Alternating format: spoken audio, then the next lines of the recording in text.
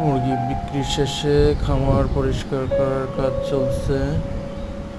তো bleaching powder চুন পাথর চুনের সাথে মিক্স করে পুরো খামার একদম চুন মিশিয়ে দিয়ে দিলাম। এইভাবে পুরো খামারটা পরিষ্কার করে 2-4 দিন রেখে দিতে হবে। তাহলে খামারের সম্পূর্ণ জীবাণু যে আছে জীবাণুগুলো মারা যাবে। তখন আবার পুনরায় খামার বাচ্চা তুললে ইনশাল্লাহ কোনো রকম রোগ জীবাণু থেকে আক্রান্ত হবে না। তো সবাই আশা করি বুঝতে পারলেন। তো খামার করার